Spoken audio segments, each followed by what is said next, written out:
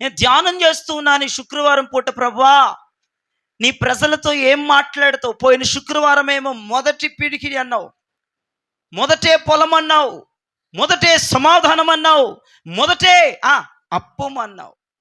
ఈ పూట నువ్వు మాట్లాడాలి, నీ బిడ్డలతో ముచ్చటించాలి, నీ బిడ్డలను ధైర్యపరచాలి అనేటువంటి శక్తివంతమైన వాక్యాలు విడుదల చేయమని నేను దేవుణ్ణి అడిగినప్పుడు పరిశుద్ధాత్ముడు నాకు ఇచ్చిన వాక్య ధ్యానం నిర్గమాకాండం 13వ అధ్యాయము 18వ వచనం తీసి చదవగా విందాం. నిర్గమాకాండం 13వ అధ్యాయము 18వ వచనాన్ని చదవగా ఆలకిద్దాం. అయితే దేవుడు ప్రజలను చుట్టూ దారియగు ఎర్ర సముద్రపు అరణ్య మార్గంలో నడిపించాడు. ఇశ్రాయేలీయులు యుద్ధ సన్నద్ధులై ఐగుప్తులో నుంచి బయలుదేరారు. ఒక్కసారి ఆమేన్ అన్నట్టు చేతులు పైకెత్తి. దేవుడి బిడ్డలు అందరూ 2 చేతులు పైకెత్తుతారంట. రాజకీయవేత్తలు ఒక చేయి పైకెత్తారంట. ఫ్యాషన్గా మన సంఘంలో ఫ్యాషన్లు ఉండకూడదు. 2 చేతులు దేవుడి బిడ్డలు పైకెత్తి ఒక్కసారి గట్టిగా ఆమేన్ అని పలకండి. ఈ రోజున మనం ధ్యానించాల్సినటువంటి వాక్య ధ్యానం, మనం పట్టుకోవలసిన మాట, మనం గుండెల్లో చెరగని అక్షరాల వలె రాసుకోవలసిన ఒక శక్తివంతమైన మాట. ఇశ్రాయేలు ప్రజలు యుద్ధ సన్నద్ధులై ఐగుప్తు నుంచి బయలుదేరారు. ఆమేన్ చెప్పండి గట్టిగా. ఎక్కడి నుంచి బయలుదేరారమ్మా? ఐగుప్తు నుంచి. ఇశ్రాయేలు ప్రజలు ఎలా బయలుదేరారు? యుద్ధ సన్నద్ధులై బయలుదేరారు. ఈ మాట దేవుడు నాతో మాట్లాడుతూ ఉన్నప్పుడు నాకు నిజంగా అర్థం అవ్వలేదు, కానీ చాలా సందర్భాలు ఈ వాక్యం గురించి నేను మాట్లాడా, చాలా సందర్భాల్లో ఈ వాక్యాన్ని ప్రకటించాను, కానీ ఈ శైలితో మాత్రం ప్రకటించలేదు.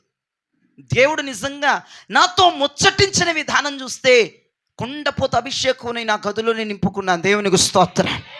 ఈ మాట చదువుతున్నప్పుడు తెలియని ఆత్మ దేవుడు నన్ను దర్శించడం, అందుకే వెంటనే వాట్సాప్ మెసేజ్లో పంపించేశాను. దైవజనుడి అంత ఆత్మచేత నింపబడితే సంఘము కుడి ఆత్మచేత నింపబడాలని, ఎవరు మిస్ అవ్వకూడదని, ఈ అగ్నితో నింపబడాలని. మీకు ఒక విషయం చెప్పనా, నేను ఒక దర్శనం చూసి ఇక్కడికి వచ్చాను. ఒక దూత నిప్పులతో ఒక పాత్రను పట్టుకొని అది మన సంఘం మీదకు పంపుతూ ఉంది, అగ్నిని కుమ్మరిస్తూ ఉంది. నేను విజన్ చూసాను ఈ వాక్యం దేవుడితో మాట్లాడుతున్నప్పుడు నేను అలానే ఫీల్ అయిపోయాను. ఒక దూత, ప్రధాన దూత, బలమైన దూత ఒక గిన్నెలో నిప్పుల గుండమును పట్టి అది నా మీద కుమ్మరించగా నేను అగ్ని చేత నింపబడుతూ ఉన్నప్పుడు తెలియని శక్తి నాలోనికి రావటం. లేదు కాదు, ఈ అభిషేకం సంఘం మీద కూడా దిగాలి, ఈ ఆత్మ బలం చేత సంఘం నింపబడాలి. ఇది ఆరని అగ్ని, ఇది ఆర్పచాలని అగ్ని, ఇది నింపబడే అగ్ని, ఇది పొందుకోవలసిన అగ్ని, ఇది స్వీకరించాల్సిన అగ్ని. ఈ అగ్నిని పొందిన ప్రతి ఒక్కడు యుద్ధ సన్నద్ధులుగా మారిపోతారని వాక్యం సెలవిస్తుంది. ఐగుప్తులో నుంచి వాళ్ళు ఎలా బయలుదేరారంటమ్మా? అంతే, యుద్ధ సన్నద్ధులుగా బయలుదేరారు. ఐగుప్తులో నుంచి యుద్ధ సన్నద్ధులుగా బయలుదేరారు. ఏమండి యుద్ధ సన్నద్ధులు ట్రైనింగ్లు మీకు తెలుసా? ఒక సైన్యాన్ని తయారు చేయాలంటే వాళ్ళకి ఎటువంటి ట్రీట్మెంట్స్ ఉంటాయో, వాళ్ళకి ఎటువంటి ట్రైనింగ్ ఉంటుందో మీరు కొంచెం అవగాహన చేసుకోండి. ఒక యుద్ధం చేయాలంటే, ఒక ఆర్మీగా సెలెక్ట్ అవ్వాలంటే వాడు అవయవాలన్నీ బాగుండాలి, వాడు హైట్లో మంచి ఔచానుభావుడుగా ఉండాలి, ఫుడ్ విషయంలో క్వాలిటీ ఫుడ్ని తీసుకోవాలి, తెల్లవారుజామున లెగిసిపోవాలి, ఎక్సర్సైజులు చేసేయాలి. ఒక ఆర్మీగా అవ్వాలంటే, ఒక సైనికుడిగా దేశమును రక్షించువాడిగా తయారవ్వాలంటే ఎన్నో పద్ధతులు ఉన్నాయి. ఇప్పుడు నువ్వు వెళ్ళిపోయి నేను దేశాన్ని రక్షించేస్తాను, నాకు ఆర్మీ డ్రెస్ ఇవ్వమంటే ఇచ్చేస్తాడా? నీ హైట్ ఎట్లా ఉంది, నీ అవయవాలు ఎట్లా ఉన్నాయి, అన్నీ బాగానే ఉన్నాయా, కరెక్ట్గానే ఉందా, నువ్వు వ్యాయామం చేసేవాడివైనా, నీ ఫిట్నెస్ ఎలా ఉంది, జిమ్ చేసుకోవాలి, పొద్దున్నే లెగవాలి, అందరూ తినే ఫుడ్ తినకూడదు, నువ్వు ఒక డిఫరెంట్ ఫుడ్ తినాలి. అప్పుడే ఒక సైనికుడిగా తయారవుతాం, అప్పుడే దేశమును సంరక్షించే ఒక ఆర్మీగా తయారవుతాం. చాలా పద్ధతులు ఉన్నాయి. కానీ ఇప్పుడు వాక్యంలోకి వద్దాం. లోకానుసారంగా మనం అన్నీ మాట్లాడుకున్నాం. ఇప్పుడు ఒక సైనికుడు తయారవ్వాలంటే, ఒక యుద్ధం చేసేవాడు నిలబడాలంటే, దేశాన్ని రక్షించేవాడు కావాలంటే, ఒక ఆర్మీ గుంపులోకి వెళ్ళాలంటే వాడికి సకల ప్రయత్నాలు ఉన్నాయి. అవన్నీ వాడు పర్ఫెక్ట్గా చేస్తే వాడిని చక్కగా యుద్ధం చేయడానికి ఆ గుంపులోకి తీసుకుంటారు. దేవునికి స్తోత్రం. కానీ అదిగో బైబిల్లో ఒక సందర్భం, విశ్వకోటి నమ్మని ఒక నగ్న సత్యం, దేవుని బిడ్డలు కూడా అరకొర నమ్మేటువంటి ఒక నగ్న సత్యం ఏంటో తెలుసా? ఎండిపోయిన ఎముకలు అక్కడక్కడ పడిపోయి ఉంటే, తునాతునకలై చేతులు ఒక చోట, తల ఒక చోట, కాళ్ళు ఒక చోట, మొండి ఒక చోట, శరీర భాగాలన్నీ ఎండిపోయి ఎముకలలో ఎంత అలా కనబడుతూ ఉన్నప్పుడు, ఈ తలక ఎవరిదో గుర్తించలేవు, ఈ కాలు ఎవరిదో గుర్తించలేవు, ఈ చెయ్యి ఎవరిదో గుర్తించలేవు, చర్మము కూడా లేదు, ఎముకలే ఉన్నాయి, అవి కూడా ఇరిగిపోయి ఉన్నాయి, అవి కూడా నట్లుగా ఉన్నాయి, అవి కూడా వేరు భంగ వైపు ఉన్నాయి, అవి కూడా అక్కడక్కడ పడి ఉన్నాయి. ఒకటి, ఎముకల లోయలో నా దేవుడు మహాసైన్యాన్ని లేపిన దేవుడు ఆయన. హల్లెలూయా. లోకానుసారంగా చాలా ప్రయత్నాలు చేయాలి మేడం. సార్, ఒక ఆర్మీగా సెలెక్ట్ అవ్వాలి, ఒక యుద్ధ ఊరుడిగా సెలెక్ట్ అవ్వాలంటే నీ ఫిట్నెస్ బాగుండాలి, నీ హైట్ బాగుండాలి, నీ తిండి బాగుండాలి, నీ వ్యాయామం బాగుండాలి, నీ బాడీ విధానం బాగుండాలి, నీలో గట్స్ ఉండాలి, నీలో ధైర్యం ఉండాలి. కానీ అదంతా బానే ఉంది, అదంతా పక్కన పెడదాం. ఒక్కసారి దేవుళ్ళకి వద్దాం, ఒక్కసారి గ్రంథాన్ని తెరుద్దాం, ఒక్కసారి చూద్దాం. ఎండిపోయిన ఎముకలు కదా, వాటిని మహాసైన్యంగా మార్చిన దేవుడు, వాటిని ఒక విప్లవంగా మార్చిన దేవుడు, ఇది ఎలా సాధ్యమైందయ్యా? ఎముకల లోయలో ఆ ఎముకలు పడున్నప్పుడు మంచి ఫుడ్ అవసరంలా, వ్యాయామాలు అవసరంలా, మంచి ఫిట్నెస్ అవసరంలా, మంచి హైట్ అవసరంలా. యుద్ధ సన్నద్ధులుగా దేవుడు ఒక్క ప్రవచనం ద్వారా రాత్రి చేయబోతున్నాడు. మనం అందరం యుద్ధ సన్నద్ధులుగా మారబోతున్నాం. ఒక్క ప్రవచనమే నిన్ను కలవబోతుంది, నీలో జీవాత్మ రాబోతుంది, నీలో అభిషేకం రాబోతుంది. ఒక్క జీవాత్మే మనల్ని మహాసైన్యంగా మార్చబోతుంది. ఈ లోకానుపరంగా అయితే మనం ఎన్నటికీ ఆర్మీ అవ్వం. ఒక్కసారి ఈజీ ప్రాసెస్ దేవుడు చెప్పాడు. మీరందరూ యుద్ధ సన్నద్ధులుగా కనపడాలి, మీరందరూ యుద్ధం చేసే వాళ్ళ కనపడాలి. ఒక్క ప్రవచనం మన బ్రతుకును మార్చేస్తుంది, ఒక్క ప్రవచనం మన జీవితాన్ని మార్చేస్తుంది, ఒక్క అభిషేకమే స్థితిగతులను మార్చేస్తుంది. అయ్యో, ఎండిపోయిన ఎముకలుగా కనపడుతున్నాయి, ఏమీ చేయలేని నిస్సహాయ స్థితి, పడిపోయిన స్థితి, సొమ్మసిలేని స్థితి. అపవాదే, ఆ ఎముకలే తల ఎక్కడుందో దేవుడికి తెలుసు, ఎముకల్లో చేతులు ఎక్కడున్నాయో దేవుడికి తెలుసు, మోకాలు ఎక్కడుందో దేవుడికి తెలుసు, ఓ ముండెం ఎక్కడుందో దేవుడికి తెలుసు. ఒక్క ప్రవచనం పలుకుతాడు, నీ జీవితం ఈ రాత్రి కట్టబడుతుంది, అభిషేకం దిగి రాబోతుంది, నువ్వు మా సైన్యంగా లేపబడబోతున్నావు. నిరుత్సాహం తొలగిపోద్ది, నిస్సహాయత తొలగిపోద్ది, ఓ సమస్తం తొలగిపోద్ది. మనం యుద్ధ సన్నద్ధులుగా ఇక లేపే దినము దేవుడు ఈరోజు ఆసనం చేసేసాడు. ఇంకెంతకాలం ఎముకల్లో పడుంటావు, ఇంకెంతకాలం నిస్సహాయ స్థితి, ఇంకెంతకాలం వ్యతిరేకమైన స్వభావం, ఇంకెంతకాలం నిర్లక్ష్యం, ఇంకెంతకాలం ఏడుపు, ఇంకెంతకాలం బలహీనత, ఇంకెంతకాలం అడుక్కునే తత్వం. ఒక్క అభిషేకం. ఏమండి, బలమైన ఫుడ్ తినాలా? అవసరం. మంచి హైట్ ఉండాలా? అవసరం లేదని చెప్పరే. అభిషేకము ఇక్కడి నుంచి వెళ్ళక ముందే నువ్వు నోరు తెరిచి మాట్లాడితే దేవుడు మన మీదకి ఒక నిప్పుల గుండాన్ని కుమ్మరిచ్చేస్తాడు. అభిషేకాన్ని గుర్తుపెట్టు. నోరు మూసుకొని ఉండేది దెయ్యం, అది. నోరు తెరిచి మాట్లాడు. ఒక మహాసైన్యంగా మనం మారాలి, యుద్ధ వీరులుగా మారాలి, యుద్ధ సన్నద్ధులుగా మారాలి. అయ్యగారు ఏ ఫుడ్ తినమంటారు? పొద్దున ఎన్ని లీటర్లు పాలు తాగమంటారు? పొద్దున ఎలా ఎక్సర్సైజులు చేయమంటే అవసరంలా మనకి? ఒక్క అభిషేకం, ఒక్క జీవాత్మ. కొట్టు కొట్టు కొట్టు కొట్టు. నువ్వు కొడుతూ ఉన్నప్పుడే రబాల తిరివా ఉరా శక్తల రబా హత్పల రిబాంద్రియా ఉరిబక్కలమా ఉరిశక్తల రిబా. ఒక మహా సైన్యం లేపబడబోతుంది, యుద్ధ వీరులు లేపబడబోతున్నారు, జీవాత్మ రాబోతుంది, జీవాత్మ కుమ్మరించబడబోతుంది, జీవాత్మ చేత నింపబడండి.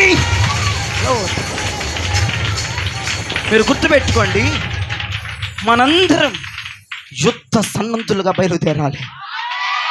ఇది దేవుడు మనకి పెట్టిన ప్రయాణ పద్ధతి. ఒక్క జీవాత్మ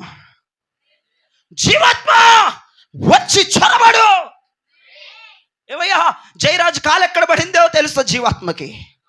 ఈ జయరాజు తలెక్కడ పడిపోయిందో తెలుసు. జయరాజు చేతులు ఎక్కడ పడిందో తెలుసు. జయరాజు జుట్టు ఎక్కడ ఊడిపోయిందో తెలుసు. అసలు జయరాజు చర్మం ఏదిరా? ఎండిపోయిన ఎముకలేంటి, జీవాత్మ రావటం ఏంటి, అవన్నీ గడగడ ధ్వని వినపడటం ఏంటి, అవన్నీ ఒక దగ్గరికి చేర్చబట్టం ఏంటి, దాని మీద చర్మం కప్పబట్టం ఏంటి, నరాలు రావటం ఏంటి, అవయవాలు రావటం ఏంటి, మహాసైన్యంగా లగటం ఏంటి? దేనికి సాధ్యం ఇది? అభిషేకానికి మాత్రమే సాధ్యం. ఇక దేనికి ప్రపంచంలో సాధ్యం కాదు. అర్థమైందా? యుద్ధ సన్నద్ధులుగా మారిపోవాలంటే, యుద్ధ సన్నద్ధులుగా తయారవ్వాలంటే ఒక అభిషేకం దిగొస్తే చాలు. అర్థమైందా? నిరుత్సాహ స్థితి, నిస్పృహ స్థితి, చేతగాని స్థితి మొత్తం దెబ్బెమ్మట తొలగిపోతాయి. యుద్ధ సన్నద్ధులుగా బయలుదేరిపోతాం. యుద్ధ సన్నద్ధులుగా తయారవ్వాలంటే ఒకే ఒక మాట చెప్పండి. దేని ద్వారా? అభిషేకం, జీవాత్మ. దానినే బైబిల్ ప్రబోల్బాలతో నింపబడుతుంది. దానినే బైబిల్ అంటుంది అది జీవాత్మ. ప్రతి మనిషిని జీవింపజేసే ఆత్మ పరిశుద్ధాత్మ.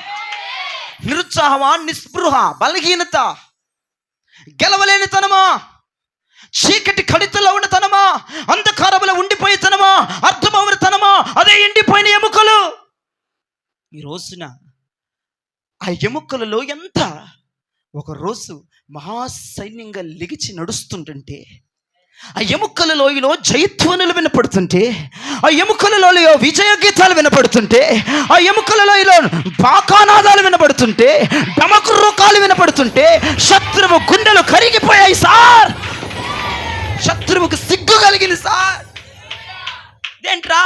నిరుత్సాహంలో ఉన్నోళ్ళు, బలహీనతలో ఉన్నోళ్ళు ఇంట్లో జయధ్వనులు వినపడుతున్నాయేంటి, విజయ కేకలు వినపడుతున్నాయి ఏంటి, బాకానాదాలు వినపడుతున్నాయి ఏంటి, రక్షణ కేకలు వినపడుతున్నాయి. ఒరేయ్, ఎండిపోయిన బ్రతుకు మాది నిజమే, ఎముకలు లాంటి వారు నిజమే.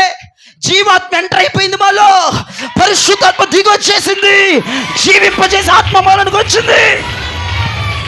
హల్లెలూయా, హల్లెలూయా. అందుకే భక్తుడు అన్నాడు, అభిషేకమా, ఆత్మాభిషేకమా, నన్ను దీవింప నాపైకి దిగిరమ్మయ్యా. అభిషేకమా, ఆత్మాభిషేకం, నన్ను దీవింప నాపైకి దిగిరమ్మయ్యా. నీవు నాలో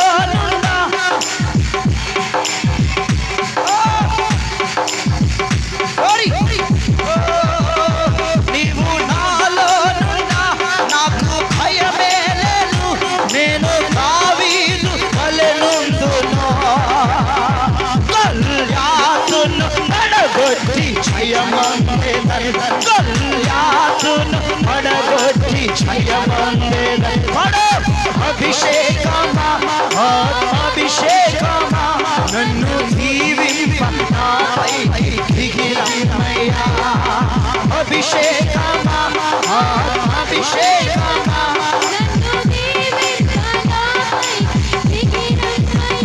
నీవు నాలో నేను ఎలీషా వలె యోర్దానును విడగొట్టేదా. నీవు నాలో నేను ఎలీషా వలె యోర్దానును విడగొట్టేదా.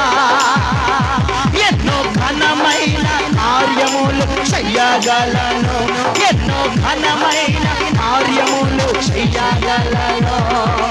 అభిషేకమా, అభిషేకమా, నీవు నాపైకి దిగిరమ్మయ్యా. అభిషేకమా, అభిషేకమా, నన్ను దీవింప నాపైకి దిగిరమ్మయ్యా. నీవు నాలో నేను స్టెఫను వలె ఆత్మ జ్ఞానముతో మాట్లాడేదా. నీవు నాలో నేను స్టెఫను వలె ఆత్మ జ్ఞానముతో మాట్లాడేదా. దేవదూతల రూపములో మారిపోదును, దేవదూతల రూపములో మారిపోదును. నన్ను జీవింప నాపై దిగిరమ్మయ్యా. అభిషేకమా అభిషేకమా నన్ను దీవింప నాపై దిగిరమ్మయ్యా. నీవు నాలోనున్నా నాకు భయమే లేదు, నేను దావీదు వలె ఉందును. నీవు నాలోనున్నా నాకు భయమే లేదు, నేను దావీదు వలె ఉందును. గొల్యాతును పడగొట్టి జయమొందెదా, గొల్యాతును పడగొట్టి జయమొందెదా, గొల్యాతును పడగొట్టి జయమొందెదా, గొల్యాతును పడగొట్టి జయమొందెదా, గొల్యాతును పడగొట్టి జయమొందెదా, గొల్యాతును పడగొట్టి జయమొందెదా, గొల్యాతును పడగొట్టి జయమొందెదా, గొల్యాతును పడగొట్టి జయమొందెదా, గొల్యాతును పడగొట్టి జయమొందెదా, గొల్యాతును పడగొట్టి. జీవాత్మ జీవాత్మ walk to the Lord in the presence of church of Holy Spirit. పడగొట్టి జయమొందెదా, గొల్యాతును పడగొట్టి జయమొందెదా, గొల్యాతును పడగొట్టి జయమొందెదా, గొల్యాతును పడగొట్టి. హల్లెలూయా. రెండు చేతులు పైకి ఒక్కొక్కసారి ఆమేన్ అనండి. విను, అభిషేకం వస్తేనే మనం మహాసైన్యంగా మార్చబడతాం. ఎండిపోయిన ఎముకల్లాగా ఇక ఈ రాత్రి నుంచి నువ్వు ఉండవు. నిరుత్సాహము, నిస్పృహ, చేతగానితనము, అయ్యో అని భయపడిపోయేతనము, ఓటమి పాలైపోయేతనం ఇక ఉండదు. ఎందుకంటే ఎండిపోయావు కాదన్ను, వ్యాజారిపోయావు కాదన్ను, అసలు హోపే లేదు. నువ్వు మరలా బ్రతుకుతావంటానికి, మరలా ఫామ్ అవుతావంటానికి, మరలా అభివృద్ధిలోకి వస్తావంటానికి, మరలా దేవుడిని క్షమిస్తాడంటానికి అసలు హోపే లేదా? ఇప్పుడు నేను అంటాను, నలుగు దిక్కుల నుంచి జీవాత్మ నీ మీదకి రావాలి. నువ్వు ఒప్పుకుంటున్నావా? నేను ఎండిపోయిన ఎముకనేనని. నేను ఎండిపోయిన ఎముకనేనయ్యా, నేను చేతగానేనయ్యా, నేను చేతగానుండేనయ్యా. ఓటమి నన్ను బెదిరించేస్తుందయ్యా, ఓటమి నా మీదకి వచ్చేసిందయ్యా. జయ కేకలు లేవయ్యా, విజయ కేకలు లేవయ్యా, నిట్టూర్పే మిగిలిందయ్యా, చేతులు ఖాళీ అయిపోయాయ్యా, ఇల్లు ఖాళీ అయిందయ్యా, ఏం చేయాలో అర్థం కావట్లేదయ్యా, ఎండిపోయిన బతికేనయ్యా. జీవాత్మ నీ మీదకి రాబోతుంది, మాంసము రాబోతుంది, ఎముకలు ఫామ్ అవబోతున్నాయి, మాంసము కప్పబోతుంది, నరాలు రాబోతున్నాయి. ఒక మహాసైన్యంగా లెగిచి నిలబడబోతున్నా. ఇప్పుడు చెప్పు, ఇది అభిషేకం ద్వారానే సాధ్యం.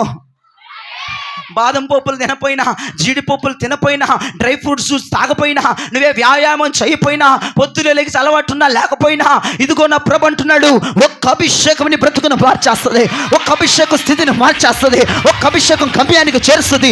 ఒక్క అభిషేకం, ఒక్క అభిషేకం, ఒక్క జీవాత్మ నీ లైఫ్ స్టైల్ని మార్చవతల పడాల్సింది. అందుకే నేను చెప్తున్నా, అభిషేకపు కూడికలకు రావాలి. అభిషేకం విడుదలవుతుండగా అభిషేకాన్ని పొందాలి. ఇప్పుడు మొన్నటిదాకా మీరు ఎండిపోయిన వాళ్ళ కనపడ్డారు, ఈరోజు ఒక మహాసైన్యంగా నా కనులకు మీరు కనపడుతున్నారు. యుద్ధ వీరులాగా కనపడుతున్నారు, యుద్ధ సన్నద్ధులాగా కనపడుతున్నారు. హల్లెలూయా. ఇప్పుడు ఏం చేయాలి? యుద్ధ సన్నద్ధులు ఏం చేయాలి? ఆయుధాలు పట్టుకోవాలి, డాలు పట్టుకోవాలి, ఖడ్గం పట్టుకోవాలి, కత్తి పట్టుకోవాలి. ఇక ఉపయోగించాలి. యుద్ధ వీరుల చేతులు ఆయుధాలు 24 గంటలు ఉండునుగాక. యుద్ధ వీరులు ఎలా ఉంటారమ్మా? 24 గంటలు ఆయుధాలు చేత పట్టుంటారు. మనము కూడా ఆయుధదారులుగా బయలుదేరాలి. ఏమండి, మా సంఘం అంతా యుద్ధ వీరులండి. ఏది డాలేది, కత్తేది, భల్లెమేది? యుద్ధ వీరులు అండి మేము అని చెప్పుకోవడం కాదు. నీ చేతులు ఆయుధాలు కనపడాలి. యుద్ధానికి సరిపడే ఆయుధాలు కావాలి. శత్రువు తల తెగ నరికి ఆయుధాలు నీ చేతులు కనపడాలి. హల్లెలూయా. ఓ మోషే, నీ కర్రెక్కడ అన్నాడు దేవుడు. దావీదా, గొలియాతుని చంపడానికి ఒడిసెల రాయేదిరా అన్నాడు దేవుడు. అహరోను, ధూపార్తి ఎక్కడ? ఈ రోజున మనందరం యుద్ధ సన్నద్ధం కాబట్టి మన చేతిలో ఇదిగో రకరకాల ఆయుధాలు పట్టుకుని ఉందముగాక. యుద్ధ సన్నద్ధుల వల్ల అపవాదికి కనపడదుముగాక, శత్రువుకి కనపడదుముగాక, వాడి సామ్రాజ్యాలకి కనపడదుముగాక. హల్లెలూయా, హల్లెలూయా. ఇదేంటయ్యా 430 సంవత్సరాలు ఆ వైపు చూడాలి. 430 సంవత్సరాలు ఐగుప్తులో బానిసలుగా ఉన్నాం. ఇదిగో మేము సొమ్మసిల్లికి పోయాం అయ్యా, అనగారిపోయి ఉన్నాం అయ్యా, చెమట్లే మిగిలిపోయింది, కష్టార్జితం కూడా చేతికి రాలేదు. మా పిల్లలు ఒక పక్కున్నారు, ఇదిగో నాయన మా గేదెలు పాడెద్దులు ఒక పక్కన ఉన్నాయి. ఇంకా ఆయుధాలు ఎలా పట్టుకోమంటావు? పిల్లలు కాదు, అది కాదు, ఇది కాదు, నీ చేతులు ఆయుధాలు ఉండాలి. మీరు ఇప్పుడు నుంచి ఇక్కడ నుంచి ఎలా బయలుదేరాలి? యుద్ధ సన్నద్ధులుగా బయలుదేరాలి. వాళ్ళు అంటున్నారు, అయ్యా మోషే మీరేం ఆయుధాలు పట్టుకోమంటున్నారు, ఈ పిల్లల్ని ఏం చేయాలి? ఇల్లు ఈ వ్యాపారాలను మేమేం చేసుకోవాలి? మాతో పాటు ఉన్న ఈ ఎక్విప్మెంట్స్ అంతా మేమేం చేయాలి? అవసరమైతే వాటిని వదిలేండి, కానీ మీరు మాత్రం ఇక్కడ నుంచి యుద్ధ సన్నద్ధులుగానే బయలుదేరాలి. దేవుడు ఏదో చెప్తున్నాడంటే క్రిటికల్ సందర్భం ఉంది, అర్థమైందా? యుద్ధ సన్నద్ధులు ఎప్పుడు ఆయుధాలు మోసేవారుగా కనపడాలి, ఆయుధాలు చేత పట్టాలి. అయ్యో మా పిల్లలండి, అయ్యో మా గూడండి, అయ్యో మా ఆరోగ్యం అండి, ఇప్పుడు దాకా పోరాడి అయిపోయింది మా బ్రతుకు, ఆడితో గెలవలేకపోయాం. మోషే గారు మీరు వచ్చారు, మాకు విడుదల వచ్చింది అనుకుంటే మీరు ఇప్పుడు ఆయుధాలు భయమంటారేంటయ్యా? నా పిల్లలకు అన్నం పెట్టుకోవాలి, నా పిల్లల్ని సంకనేసుకోవాలి, నా పిల్లలతో నేను ట్రావెల్ చేయాలి, 430 సంవత్సరాలు నా పిల్లలతో గడపలేకపోయాను, నా పిల్లలతో ఆనందించలేకపోయాను. అవన్నీ తర్వాత మీరు యుద్ధ సన్నద్ధులు, మీరు ఆయుధాలు పట్టుకొని బయలుదేరాలి. అవన్నీ సెకండరీ. మీ చేతిలో ఆయుధాలు కనపడాలి. వాడిని ఎదిరించగలిగిన ఆయుధాలు మన చేతిలో ఉండాలి. వాడిని పొడిచి పేగులు బయటికి తీయగలిగిన ఆయుధాలు మనలో ఉండాలి. ఆ ఒడిసెల రాయి మన దగ్గర ఉండాలి, ఆ తూపార్తి మన దగ్గర ఉండాలి, ఆ కర్ర మన దగ్గర ఉండాలి, ఆ ఈట మన దగ్గర ఉండాలి, ఆ పచ్చి గాడిద దవడ ఎముక మన చేతిలో ఉండాలి. ఇవి మనకు ప్రాముఖ్యం. వాడు సామ్రాజ్యాలు కూలిపోవాలంటే, వాడి ఎత్తులు సర్వనాశనం అయిపోవాలంటే, వాడి ప్లాన్లన్నీ చల్లా చెదరైపోవాలంటే, పచ్చి గాడిద దవడెముకతో సంసోను 1000 మంది సైతం సర్తాలను చీల్చవతలేశాడు. అది ఉండొద్దా? నీ పిల్లలు కావాలి, వ్యాపారం కావాలంటే దానికి ఒక డోలు కట్టుకుని వెనక పట్టుకురా. నీ చేతుల నిండా ఆయుధాలు కనపడాలి దేవునికి. శత్రువుకి నీ చేతుల నిండా ఆయుధాలు కనపడాలి. నీ చేతుల నిండా పని, నీ చేతుల నిండా పిల్లలు, నీ చేతుల నిండా ఇంకేదో కనపడితే కుదరదు అక్కడ. శత్రువు భయపడాలా వద్దా? శత్రువు చనిపోవాలా వద్దా? వాడి స్థావరాల్లో ఒక అలజడి రావాలా వద్దా? వాడి శాసనాలు చెరిగిపోవాలా వద్దా? అయితే నీ చేతుల ఆయుధాలు ఉండాలి. హల్లెలూయా చెప్పండి, హల్లెలూయా. నీ చేతిలో ఆయుధాలు పట్టుకోవడం చాలా అవసరం మేడం గారు.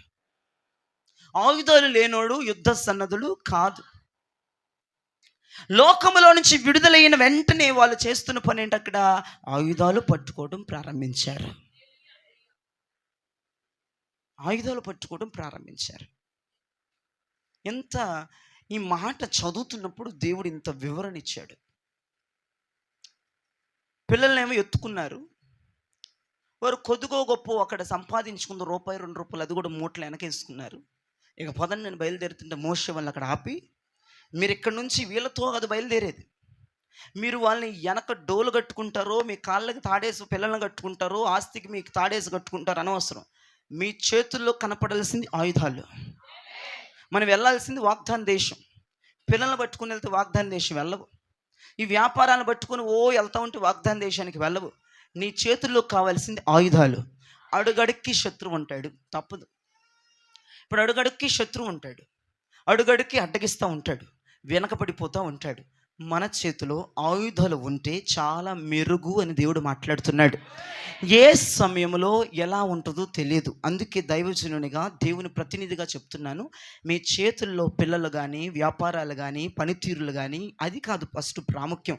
వాడిని ఎదుర్కోవాలి, వాడిని కొల్లబడవాలి, వాడిని చంపాలి, వాడి స్థావరాల్లో ఒక అలజడి కలగ చేయాలి, వాడు గుండె కరిగేటట్లు మనం చేయాలంటే మన చేతుల్లో ఉండాల్సిన ఆయుధాలు, దేవునికి స్తోత్రం, ఆయుధాలు మన చేతిలో చాలా ప్రాముఖ్యమై ఉన్నాయి.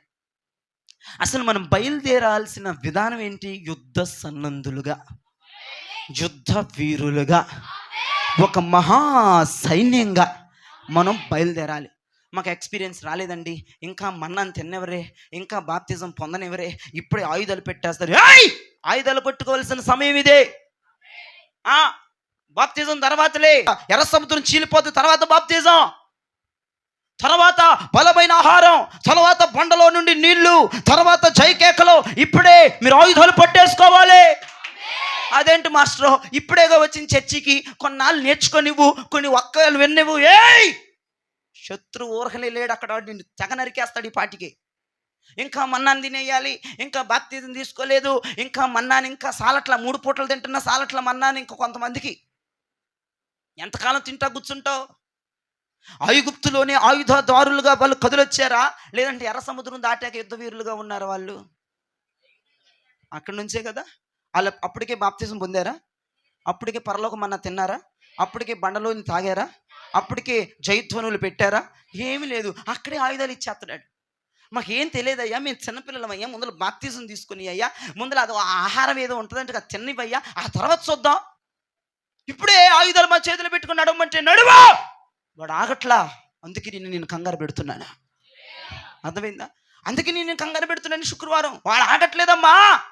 ఆ కీడు నీ మీదకి రాకముందే, ఆ శాపములను పడకముందే, ఆ దరిద్రంలో పడకముందే, నీ ఆలోచనలు నిన్ను భయంకరమైనటువంటి స్థాయిలోకి తీసుకెళ్ళకముందే నీ చేతుల్లో ఖడ్గం పెట్టేయాలని త్వరగా వచ్చేసారు ఈరోజు. ఇది ఖడ్గం పట్టుకోవలసిన అవసరమా కాదా? ఇది ఖడ్గం పట్టుకోవాల్సిన టైమా కాదా? ఇది ఖడ్గం పట్టుకుని నిలబడవలసినటువంటి స్థితా కాదా? ఈ స్థితిలో అంట ఈమె ఇంకా బాప్తిజం పొందాలంట, ఈమె ఇంకా 4 వాక్యాలు ఎక్కువ వినాలంట, ఈమె ఇంకా 4 కోటాలకు రావాలంట. నువ్వు వచ్చేపాటికి నీ మొండిమే మిగిలి తల ఉండదా? ఆడ ఆగట్లేదంటే బాప్తిజాలు దాకా పోయావు, ఆకాశం మన్నాను దాకా వెళ్ళావు, బట్టల నుంచి నీళ్ళు దాకా వెళ్ళావు, పట్టుకో ఖడ్గం. సిచ్యువేషన్ 108 లాగా ఉంది, నీ తల లెగిసిపోద్ది. నడిచే కాలు నరికేస్తాడు ఆడు కీర్తి కలిగినాడు, ఆడు మామూలుడు కాదంటుంటే వినవేంటే. ఇంకెప్పుడో మారుతానయ్యా, ఇంకొన్ని వర్తమానాలు ఇంట, ఇంకొన్ని రోజులు రావాలే, ఇప్పుడే పాకానికి రావులే, ఇప్పుడే కదా మేము వస్తుంది. ఆయుధాలు పట్టుకోవలసిన సమయం ఇదే. ఇంకెప్పుడో కాదమ్మా తల్ల, ఇంకెప్పుడు అంటే అయిపోద్ది సీన్. అక్కడ విచార గీతాలు పాడుకోవాలి, నెత్తి మీద కొంగేసుకొని కూర్చోవాలి. అవసరం ఆ బతుకు వద్దనండి, ఆ బతుకు వద్దనండి. ఇప్పుడే ఆయుధాలు పట్టుకుంటామనండి, ఇప్పుడే కత్తి పట్టుకోవాలి, ఇప్పుడే డాలు పట్టుకోవాలి, ఇప్పుడే వాడి తలను తెగ నరికే ఒక గులక రాయి పట్టుకోవాలి, ఒక కర్ర పట్టుకోవాలి, గాడిద పచ్చి దవడ ఎముక పట్టుకోవాలి, ఒక ఈటను పట్టుకోవాలి. శత్రువు గుండెలోకి దూసుకుని పోయే ఈట కావాలి. యెహోషువ ఆ ఈట పడితే రక్తవేద్యం ఒక్కొక్కడు పుచ్చలు పేలిపోయిన, గుండెలు పగిలిపోయి అంతే. అలాంటి ఈటలు మన చేతిలో ఉండాలి. అసలు సంసోను 1000 మంది సర్దారుల ఫిలిప్పీనుడి ఒక్క గాడిద పచ్చిదా, అది ఇంకా ఎండిపోలా, పచ్చి దవడ ఎముకతో సపసపని లేపేశాడు. అలాంటివి మన చేతిలో ఉండాలి. ఇంకెప్పుడు ఉంటాయని అడుగుతున్నా, ఇంకెప్పుడు పడతావని అడుగుతున్నా. ఐగుప్తులో నుంచి ఇక బ్యాగులు లగేజులు సర్దుకోగానే మోషే ఏం చెప్పాడు? ఏయ్ ఆయుధాలై అన్నాడు. వాళ్ళలో కొంతమంది అభిప్రాయాలు తెలియజేశారు, వాళ్ళలో కొంతమంది భయాన్ని, ఆందోళన తెలియజేశారు. ఆయుధాలు పట్టుకోవాలి. అమ్మా నీకు టైం ఉందేమో, వాడికి లేదురా బాబు. నువ్వు టైమింగ్లు పెట్టుకుంటా, టైమింగ్లు ముందుకు జరుపుకుంటా, ఇప్పుడు కాదులే, ఈరోజు కాదులే, రేపు చూద్దాంలే అంటే కుదరదు. వాడికి టైం లేదు. అక్కడ దేవుడు రాకడ తొందరగా వస్తుందని, వాడు కొంచెమే టైం ఉందని తెలుసుకొని నీ మీద ఎన్నో పన్నాగాలు పండుతుంటే నువ్వు ఇంకా డాలు పట్టుకోకుండా, పచ్చి గాడిద దవడెముక పట్టుకోకుండా, యెహోషువ చేతిలో ఉన్న ఈట పట్టుకోకుండా, మోషే చేతిలో ఉన్న కర్ర పట్టుకోకుండా, అహరోను చేతిలో ఉన్న ధూపం పట్టుకోకుండా, దావీదు చేతిలో ఉన్న రాయి పట్టుకోకుండా, ఈ దిక్కుమాలి పేస్తే ఎందుకు వస్తావు నాకు అర్థం కావట్లా. ఇంకెప్పుడు పట్టుకుంటావు? ఆల్రెడీ జీవితం సగం ఏడుపు అయిపోయింది, ఆల్రెడీ దరిద్రంలోకి వచ్చేసావు, ఆల్రెడీ శాపంలోకి వచ్చేసావు. అడుగడికి శత్రువు తరుముతున్నాడు, అడుగడికి ఓటమి వస్తుంది, అడుగడికి నిరుత్సాహమే, అడుగడికి అభ్యంతరాలే. ఇంకెప్పుడమ్మా? ఆయుధాలు మన చేతిలో ఉండునుగాక, ఆయుధాలు పట్టుదుముగాక. మీ విశ్వాసం ఇంకా బలపడాలా వద్దా చెప్పండి? ఇంకా బలపడాలా? ఈ వాక్యంతో సెలైన్ ఎక్కలేదా? ఇంకో వాక్యం చూపిస్తూ చూడు, యోబు గ్రంథం తీయండి 39వ, ఇంకో శిలని, ఇంకో చేతికి ఇంకో శిలని పెట్టుకుందాం. యోబు గ్రంథం 39వ అధ్యాయము 20 నుండి 25 వరకు సింహగర్జన చేస్తూ చదవండి. స్లోగా చదివారంటే నేను చంపలు వాయిచ్చేస్తాను ఇద్దరిని. గట్టిగా గంభీరంగా సింహము అడవులు ఎలా జూలు తిప్పి గర్జిస్తుందో అలా గర్జిస్తూ సౌండ్ చేస్తూ చదవండి గట్టిగా. మిడత వలె అది గంతులు వేయినట్లు చాలు గొర్రెలా గరుతున్నావు నువ్వు. సింహం మిడత వలె అది గంతులు వేయినట్లు చేయుదువా. దాని నాసికారంధ్ర ధ్వని భీకరము. సింహగర్జనది కాదు, నేను చదువుతాను. నన్ను చూడండి, నన్ను చూడకపోయినా వాక్యం చూడండి. వాక్యం చదవటం రాని వాళ్ళు నా వైపు చూడండి. మిడత వలె అది గంతులు వేయినట్లు చేయుదువా. దాని నాసికారంధ్ర ధ్వని భీకరము. మైదానములో అది కాలు దువ్వి తన బలమును బట్టి సంతోషించును. అది ఆయన ఆయుధదారులను ఎదుర్కొనబోవును. అది భయము పుట్టించు దానిని వెక్కిరించి భీతి నందకుండును. ఖడ్గమును చూచి వెనుకకు తిరగదు. అంబుల పొదయు తలతలలాడు ఈటలను బల్లెమును దాని మీద గలగలలాడించినట్లు ఉద్దండ కోపముతో అది బహుగా పరుగెత్తును. అది బాకానాదము విని ఊరకుండదు. బాకానాదము వినినప్పుడల్లా అది ఆహా ఆహా అనుకొని ఆ దూరము నుండి యుద్ధ వాసన తెలుసుకొనును. గట్టిగా చప్పట్ల కొట్టాలి సంతోషంగా హుషారుగా.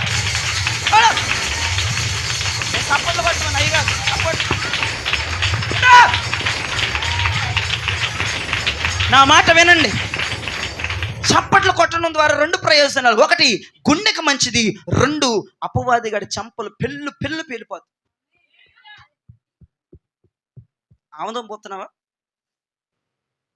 ఆ చంపలు మోత మోగిపోవాలి. ఏసన్న గారు చెప్పారు, నేను చెప్పలే ఈ మాట. చప్పట్లు అంటే కొడితే ఆడు గోబంట మన 2 చేతుల మధ్యలో ఉంటుందంట.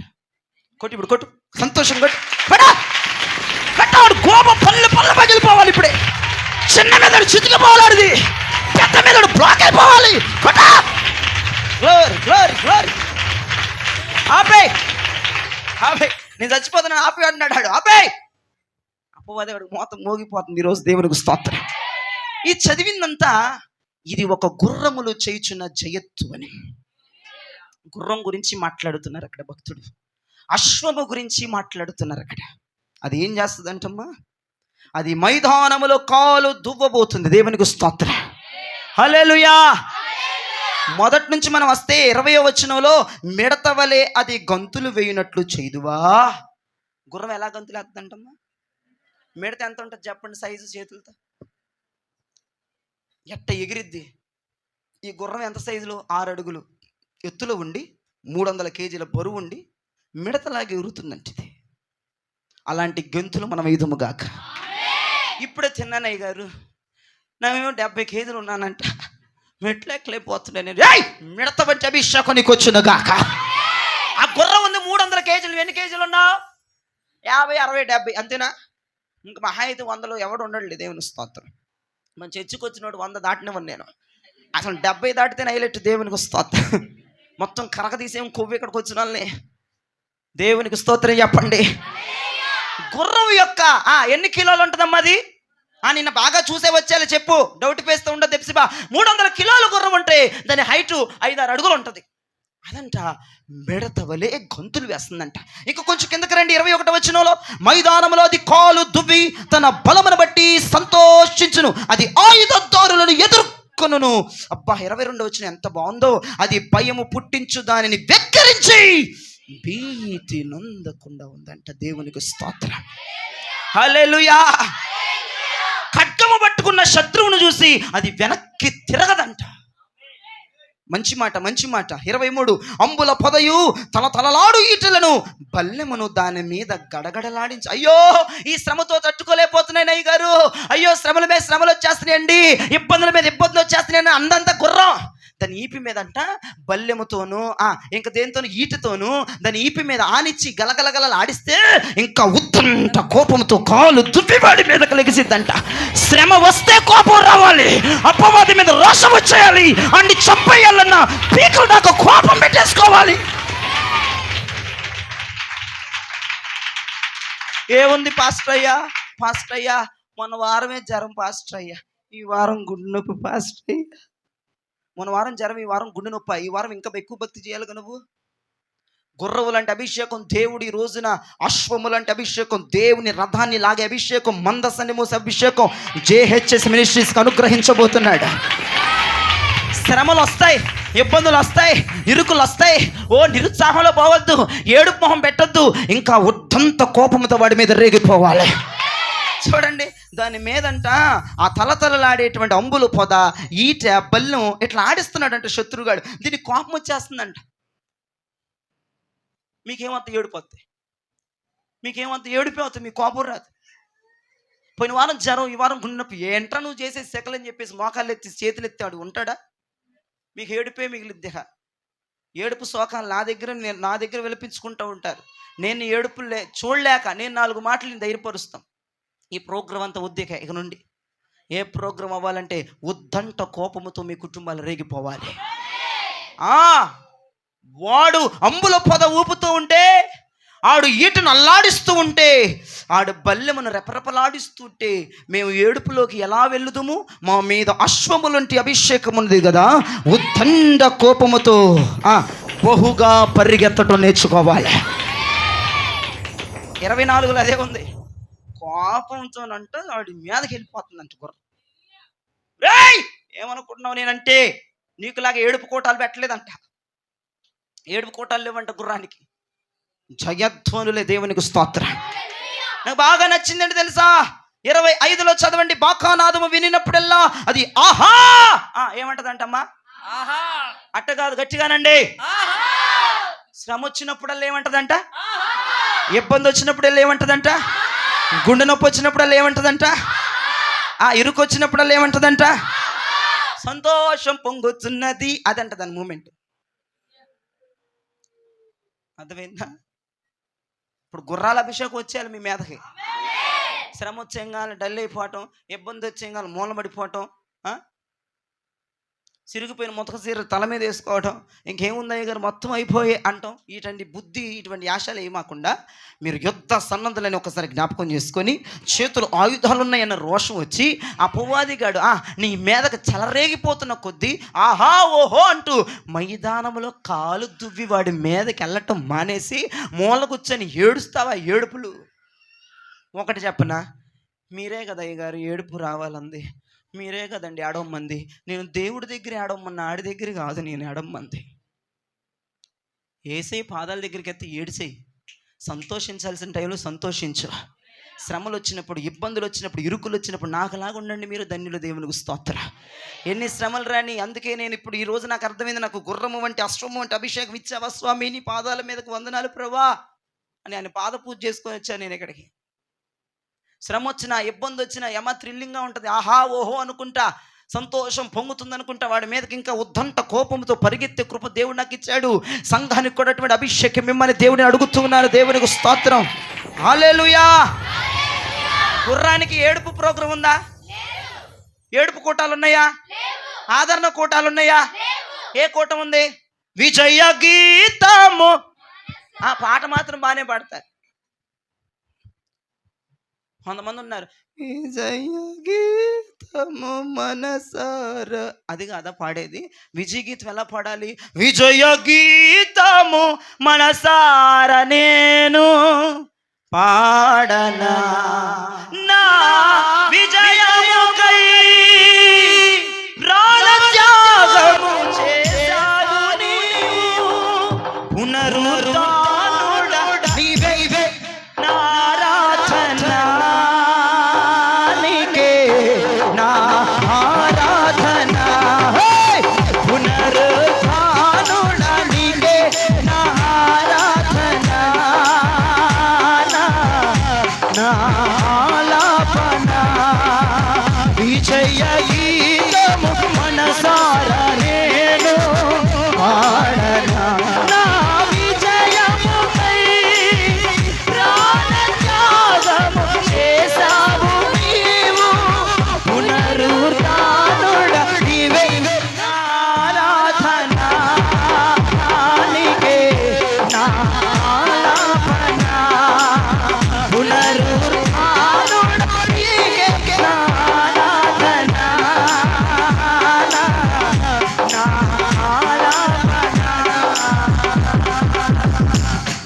హల్లెలూయా.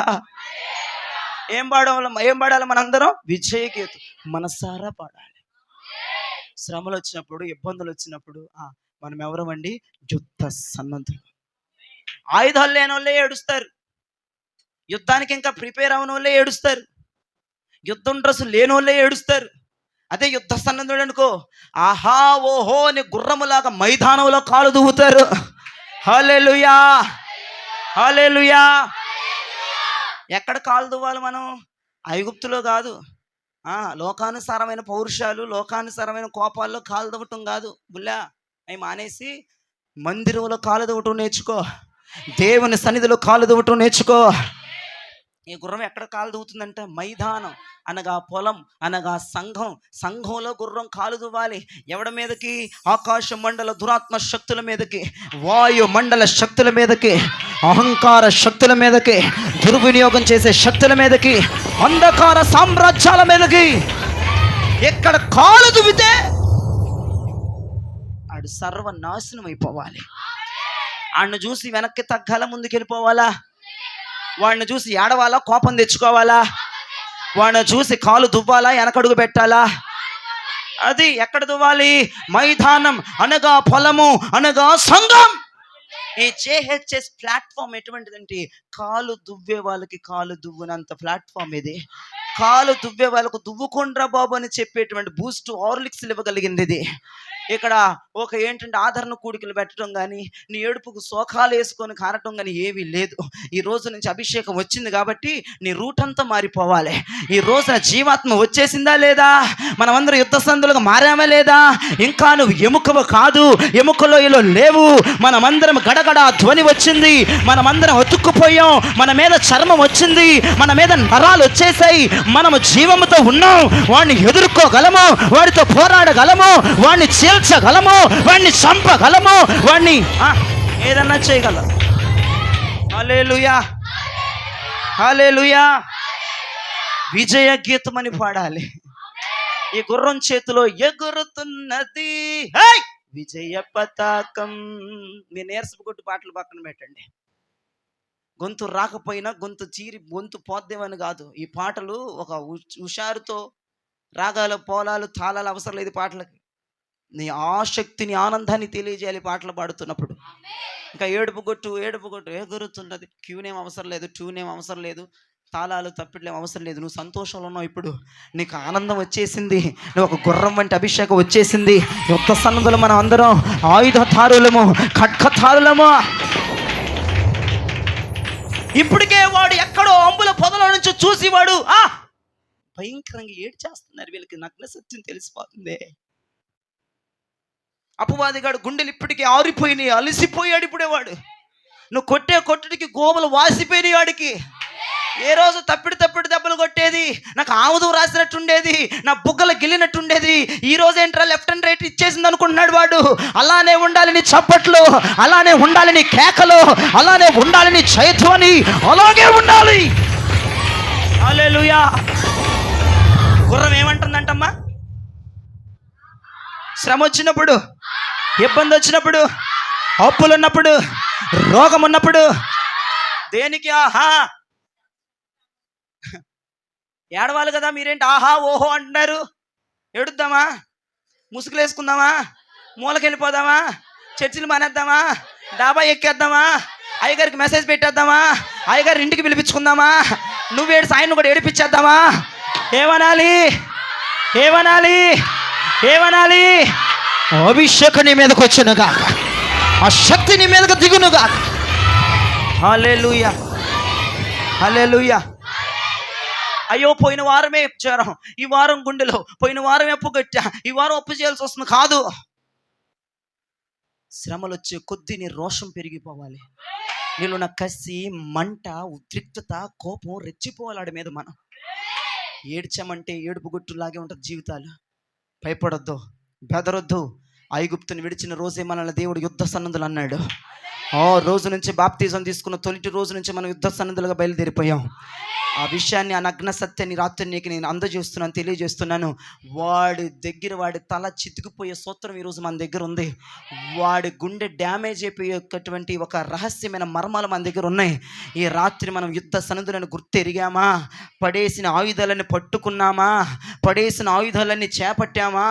ఎక్కడ ఆయుధం పడేసుకున్నావో, ఏ మందిరంలో పోయిందో, ఎక్కడ వదిలేసి వచ్చావో, మరలా ఆ ప్లేస్లో నీకు వెళ్ళి ఎక్కడ నాణ్యాలు పోయినాయో, నీవు యుద్ధ సన్నందురాలువని, నీ యుద్ధ సందుడని గట్టు పెట్టుకొని ఆ 10వ నాణ్యాన్ని సేకరించు. ఆ దీపాన్ని వెలిగించుకోవడానికి చూడు. ఎక్కడుందిరా పచ్చి గాడిద తవడి ఎముక? ఫిలిష్తీయుల సర్దారులు ఎదురొచ్చారు. ఆ రోగం నాకు ఎదురుగా వచ్చింది, ఆ సమస్య నాకు ఎదురుగా వచ్చింది. పచ్చి గాడిద ఎముకను పట్టుకో. ఎక్కడ పడేసావో తీ బయటికి దాన్ని. అయ్యో, దేవుని వద్ద నుంచి తెగులు వచ్చేసింది. ఇప్పుడు తెగులు ఆరిపోవాలి. తూపార్తి ఏ సందులో పెట్టావు? తూపార్తి అలమరలో పెట్టావు? తూపార్తి బీరువాలో పెట్టావు? తీ బయటికి దాన్ని. ఏడవద్దు. మరొకసారి చెప్తున్నాను, ఇటువంటి సిచ్యువేషన్లో ఏడవకూడదు. ఇటువంటి సిచ్యువేషన్లో ఆహా అనుకునేటువంటి బాకానాథాన్ని మనం చెయ్యాలి. విజయోత్సవ కేకలు చెయ్యాలి. దేవుడి దగ్గరికి రాగానే ఏడు చెయ్యాలి. అది గుర్తుపెట్టుకో. పొద్దుగూకలు ఏడుపు సెట్ అవుతుంది మన మొఖాలకి. పొద్దుగూకులు ఏడవకూడదు. సంతోషించే దగ్గర, నిలబడే దగ్గర, ఏడ్చే దగ్గర, యుద్ధ సన్నిధులు అయ్యే దగ్గర ఉండాలంతే. యుద్ధ వీరులం, కటకదారులో మనం మౌలం కాదండి. దేవునికి మహిమ కలుగునగాక. హల్లెలూయా. ఇప్పుడు మనందరం ఎక్కడ ఉన్నాం చెప్పండి? సంఘంలో, మైదానంలో ఉన్నాం. ఇక్కడ కాలు దువ్వు, ఖచ్చితంగా అద్భుతం జరగబోతుంది. నువ్వు కాలు దువ్వట్లేదు, నువ్వు కాలు వెనక్కి వేస్తున్నావు, అడుగు వెనక్కి పెట్టేస్తున్నావు. వద్దు, అది సరైన సమమం కాదు. క్రైస్తవుడికి కాలు దువ్వటం నేర్చుకో. దేవునికి స్తోత్రం. హల్లెలూయా. యుద్ధ సన్నంధులై నిలబడండి. అయ్యో, ఈయనేంటి 430 సంవత్సరాలు బానిసలో ఉన్నమాట నిజం. నలిగిపోయావన్నమాట, ఏడ్చావన్నమాట, చెమటూర్చావన్నమాట, ఇక నువ్వు పోరాడలేవన్నమాట, ఇక నిలబడలేవన్నమాట, ఇక ఎదుర్కోలేవన్నమాట, ఇక పని చేయలేవన్నమాట. ఇప్పుడు ఏమంటున్నాడు అక్కడ దేవుడు? నువ్వు యుద్ధ సన్నద్ధులుగా బయలుదేరాలి. ఏమండి, గొప్ప మర్మం చెప్పనా? ఒరే, బిల్డప్ ఇలా చాలు, నేను చేస్తారా యుద్ధం? హల్లెలూయా. బిల్డప్ ఇవ్వడానికి తగలచ్చిపోతున్నావు నువ్వు. కత్తి పట్టుకో, డాల్ వేసుకో, అన్నీ పెట్టుకొని సిద్ధంగా ఉండు. బిల్డప్లు ఇచ్చే జయరాజు గారికి బిల్డప్లు బాగా ఎక్కువ. ఏమి లేదు అక్కడ మ్యాటర్. యుద్ధం చేయబడు ఆయన. హల్లెలూయా. ఒక గొప్ప సత్యాన్ని దేవుడు ఇశ్రాయేలు ప్రజలకు చెప్పాడు. వాళ్ళు అనుకుంటున్నారు ఈ కత్తితో నేనే యుద్ధం చేయాలేమో. 430 సంవత్సరాలు లేదు. కొన్ని సంవత్సరాలు తినాలి, కొన్ని సంవత్సరాలు డ్రై ఫ్రూట్స్ తినాలి, కొన్ని సంవత్సరాలు వ్యాయామాలు చేయాలి. అమ్మో, యుద్ధం చేయడం ఈజీనా? మోషే అన్నాడు, మీరు ఏం చెయ్యక్కర్లా. ఆ డ్రెస్ వేసుకొని, ఆ కత్తెని పట్టుకొని షోయింగ్గా ముందు అక్కడ నిలబడు. కత్తెట్టు పట్టుకు ఊపొద్దు. యెహోవా బాహు దాన్ని వెంటుంటుంది. నువ్వేం చేయనక్కర్లేదు స్వామి, నువ్వేమి గోల పెట్టి అక్కర్లా, సైలెంట్గా ఉండు. అవన్నీ పట్టుకొని బిల్డప్ అంటూ చాలు, ఆయనే చేసేస్తాడు. నువ్వు అరువమ్మా, నువ్వు కత్తాడించొద్దు, వాడికి తల మీదకి ఎక్కొద్దు. రాయి ఇసిరింది యాక్చువల్గా చెప్పరే. రాయి ఇసిరింది ఎవడో? రాయి ఇసిరింది ఎవడో? కార్యం చేసింది ఎవడో? చిన్న రాయికి అంత తోడు ఏమన్నా కోల్తాడా? రాయి పట్టుకుని ఇట్లా ఇసురవమ్మ నేలలోకి వేసినట్టు చాలు. కానీ ఓ బిల్డప్ కూడా రాదా నీకు? దేవుని బిడ్డలకి బిల్డప్లు చేయాలి. దేవుడి బిడ్డలు ఏమీ లేకపోయినా సింహగర్జనలు చేయాలి.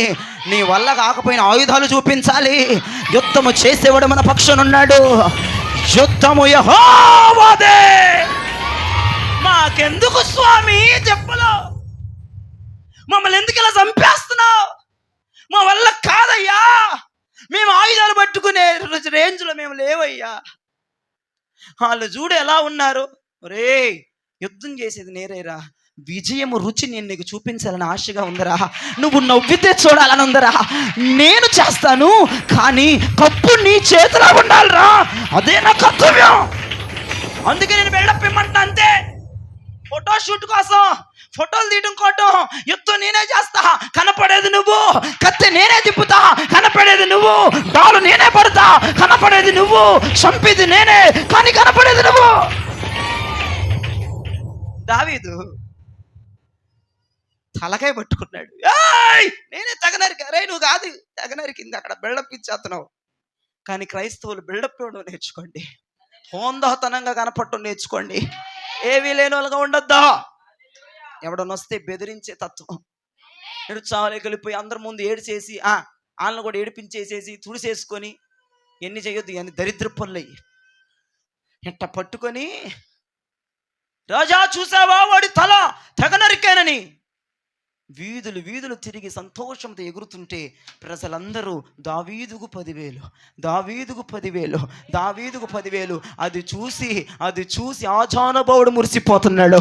నా బిడ్డ గెలిచింది, నా బిడ్డలు గెలిచారు, నా బిడ్డలకు విజయ కేకలు వినబడుతున్నాయి. ఏం చెప్పాలి? దావీదు అయ్యా నాకు 10,000 కాదు, యేసు ప్రభుకు చెప్పండి అంటే, అది బిల్డప్ ఎవరిది? మొత్తం దావీదే. ఏమీ చేయలేదంట. నేను దావీదు ఇట్లా చిన్నపిల్లడు రాయిసినట్టు ఇరిసిరాడు, అది వెళ్ళి బలంగా నుదుటికి తగలటం, దేవుడు దెబ్బ తీసేసాడు తలకి. ఈ రాయి ఏం చేస్తుందండి గొలియాతుని? నాకు తెలియక అడుగుతున్నా. ఈ శక్తిహీనుడు రాయి, బలహీనుడు రాయి వాడిని ఏం చేయగలదు? కానీ వాడు నుదుటి మీద సరిసింది సైన్యములకు అధిపతి యెహోవా. ఆయన్ని పడేసింది ఆయన. తల ఏముంది, చచ్చిపోయినోడు తల నరకొచ్చేది నరకకూడదా? ఈడుగా ఇట్టు కోసేసి దావీదు ఇట్టు పట్టుకొని పరిగెడుతున్నాడు. దావీదుకు 10,000, దావీదుకు 10,000 అంటే అంతా చేసినాడు. అయ్యోయ్యో నాకు రావాల్సింది మహిమ, నాకు రావాల ఘనతను అనుకోవట్లా. మురిసిపోతున్నాడు దావీదుని చూసి. దావీదు స్టైల్ చూసి, దావీదు పట్టుకునే తల రీతి చూసి ఎగిరి గంతులు ఇస్తున్నాడు పరలోకంలో. నా దేవుడు ఆయనే చేస్తాడు, కానీ నవ్వు మనలో చూడాలనుకుంటాడు. అంతా చేసేది ఆయన. కప్పు మన చేతిలో ఉంటే ఆయనకి ఏంటో మరి అదొక పిచ్చి విధానం. నాకు ఇప్పటికీ అర్థం కావట్లా. చేసేదంతా నువ్వు, కానీ ఘనత ఆయనకు వద్దంట. నువ్వు తీసుకోరా, నువ్వు నవ్వుతూ ఉంటే చూడాలని ఉందరా. అమ్మా ఎప్పుడో నవ్వి నువ్వు చానాలైంది నీ తరపున. నువ్వు ఊరికి బిల్డప్ ఇరాదా? ఈ చేతిలో కత్తి పెట్టుకోరాదా? ఈ చేతిలో విశ్వాసం డాలు పెట్టుకోరాదా? మైమర్పు వేసుకోరాదా? నువ్వు ఊరికి నన్ను నిలబడరాదా? నేను చూసుకుంటా. నువ్వు నవ్వుతానంటే ఏదన్నా చేస్తాను నేను. నీవు చేతులెత్తి కేకలేయాలంటే ఏదైనా చేస్తాను నేను. ఇశ్రాయేలు ప్రజలకు చెప్తే అప్పుడు డ్రెస్ వేసుకుని నువ్వేం చేయక్కర్లేదా? ఏం చేయక్కర్లేదు. డ్రెస్ ఒకటి వేసుకుంటే చాలా, డ్రెస్ ఒకటి వేసుకుంటే చాలు.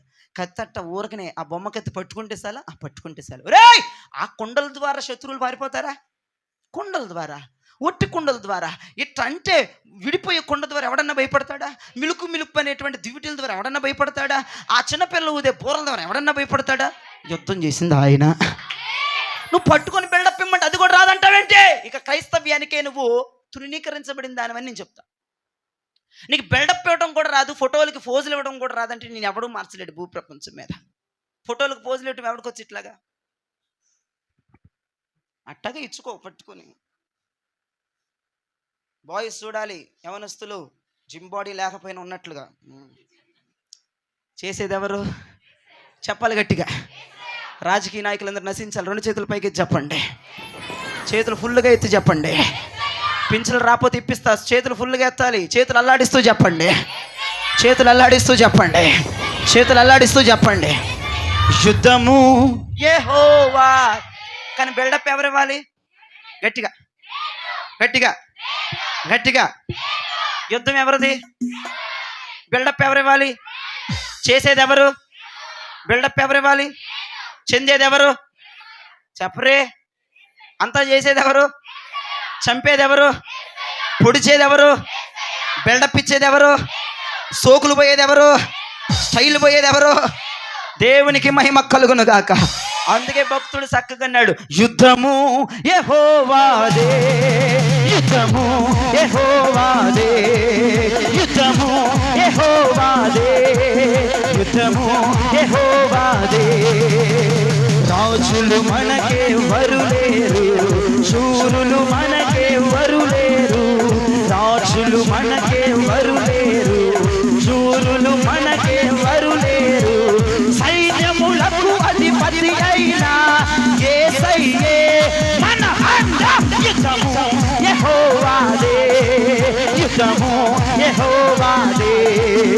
యుద్ధము యెహోవాదే, యుద్ధము యెహోవాదే. గట్టిగా హల్లెలూయా చెప్పండి. చేసేదంతా ఆయన, ఇచ్చేదంతా మనం. బిల్డప్పులు, స్టైల్ బోటాలు నేర్చుకోండి. అంటే నువ్వు నగలన్నీ వేసుకొని సోకులు బొమ్మని చెప్పట్లేదు, కొంచెం లేకపోయినా ఉన్నట్లుగా. డబ్బు లేనట్టుగా ఉండకూడదు, అంతా లక్షల కోట్లు ఉన్నట్లుగా ఉండాలి. ఎవ్వరు ఏదేంద్రా అనుకోవాలి జనం. బిల్డప్ నువ్వు నింపేస్తాడు దేవునికి స్తోత్రం. దావీదే బిల్డప్ అంతా, చేసిందంతా ఆయనే. హల్లెలూయా. మనది ఏ ఉండదండి. దేవుడు ఒక నగ్న సత్యాన్ని చెప్తున్నాడు. ఈటిని పట్టుకోమన్నాడు, డాలు పట్టుకోమంటే మొత్తం నిన్నే చేసేమని కాదు, నిలబడమని అర్థం. అక్కడ బిల్డప్తో నిలబడమని అర్థం. నేను చూడంగానే ఆయన భయపడిపోవాలి, దేవుడు చూసి నవ్వాలి. ఆయనకి ఏదోనండి, ఆయన ప్రేమను ఎన్ని సంవత్సరాలైనా వర్ణించలేమండి. పిచ్చి ప్రేమ బిడ్డల మీద ఎక్కువైపోయింది దేవునికి. అదేంటయ్యా నువ్వు కొద్దిగా గొప్ప తీసుకొని నాకేమొద్దురా, నువ్వు నవ్వుతా ఉంటే చాలు నాకు, నువ్వు తింటే చాలు నాకు, నీకు కప్పు వస్తే చాలు నాకు, నేనంతకేం కనపడను, నిన్ను ముందు పెట్టేస్తానంటాడు దేవుడు. ఎంత గొప్ప దేవుడిని మనం ఈ రాత్రి కలిగి ఉన్నామండి. ఎంత శక్తివంతమైన దేవుడిని కలిగి ఉన్నాం, ఎంత కృప కలిగిన దేవుడిని కలిగి ఉందాం. దేవునికి స్తోత్రం. సంఖ్యాకాండం 32వ అధ్యాయం 20వ వచనం చదవండి. అయ్యా వాక్యం ముగించే అన్న వాళ్ళు చేతుల పైకెత్తి స్తోత్రం చెప్పండి. సంఖ్యాకాండం 32వ అధ్యాయం 20వ వచనం. అప్పుడు మోషే వారితో మీరు మీ మాట మీద నిలిచి, మీ మాట మీద నిలబడండి. యెహోవా సన్నిధిని యుద్ధమునకు సిద్ధపడి, యెహోవా సన్నిధిని అన్ని అలంకరించుకొని ఊరకనే బిల్డప్ ఇచ్చి చూడండి. యెహోవా తన ఎదుట నుండి తన శత్రువులను వెళ్ళగొట్టు